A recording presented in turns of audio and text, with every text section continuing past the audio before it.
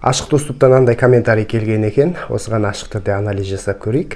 Біріншіден айтарым, сіз өзіңізді қанша айуандық жасадым деп кінәласаңыз да, бұл сіздің бейсаналы импульстеріңізге ерік беруіңіздің арқасында жасалды.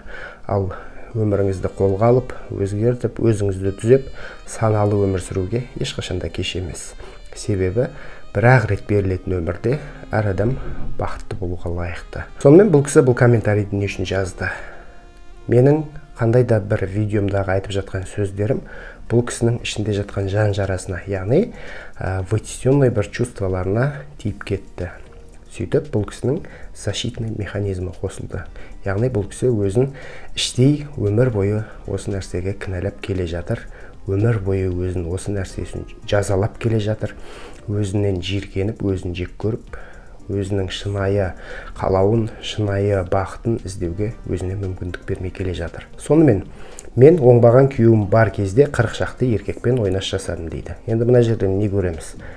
Оңбаған күйеуім, яғни бұл кісі өзінің кінәлі екенін іші біліп тұр, өзін өзі кінәлап тұр, бірақ ми қорғанып тұр, кінәні біреуге аударып тұр. Бұны психоанализ тілінде проекция дейді. Яғни біреуге кінәні аударды, сәл де болса іші жеңілдеп қалды. Одан кейін күйеуім бар кезінде жасадым дейді. Яғни оңбаған күйеуім болмаса жасамас едім деп тұрды. Бұл жерде рационализация. Бұл да мидың қорғаныс механизмі. Яғни осы кінәні мойындаса өзіне, бұл менің айуани қалауым болды, сол айуани қалауымды орындадым деп өзіне мойындаса, бұл кісі өзін жәлеп сезінеді. Сондықтан да өзін өзі кінәлап, суицидке дейін апаруы мүмкін, не болмаса жынды болып кетуі мүмкін.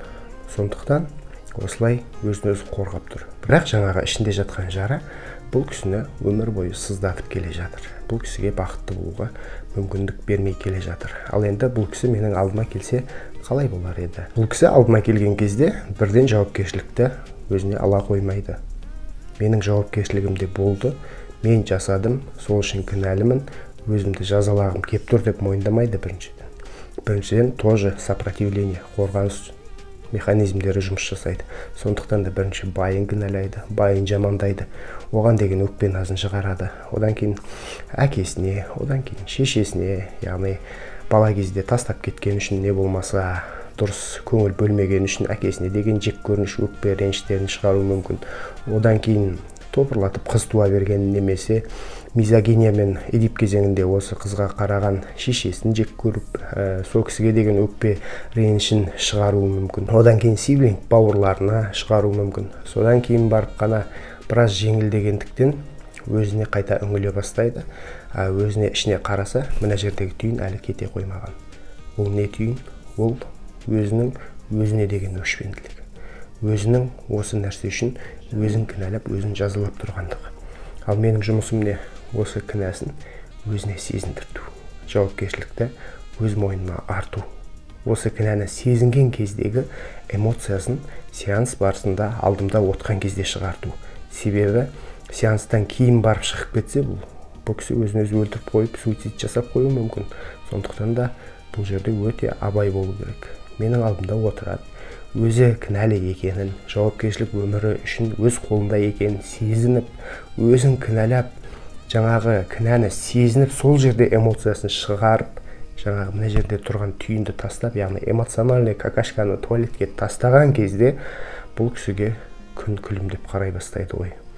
Өзінің де бақытты болуға лайық екенін, өзіне де аяушылықпен, өзіне де жақсы көрумен, өзіне де мейіріммен қарау керектігі есіне түседі.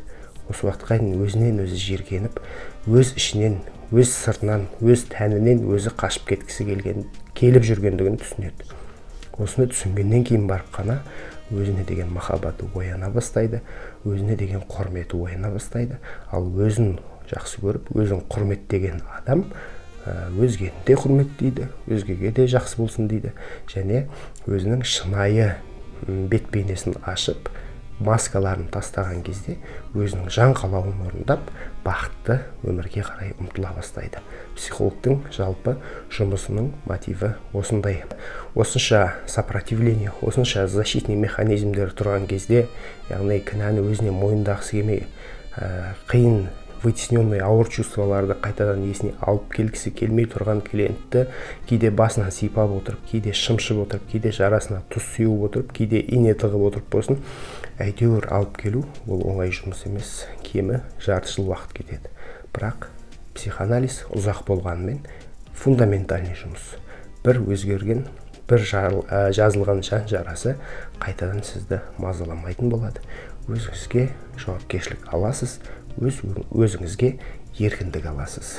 Сондықтан да қандай сексуалды ауытқушылығыңыз болса да, не өзіңізді жәлеп сезініп жүрсеңіз, не болмаса менің сүйген адамым жәлеп екен, не болмаса жәлептігімен ұстап алдым деп бүкіл өмірге өкпелеп, өзіңізге өкпелеп, Құдайға өкпелеп, барлық әлемді жек көріп жүрген болсаңыз, мен сізге көмектесе аламын. Келе берсеңіз болады.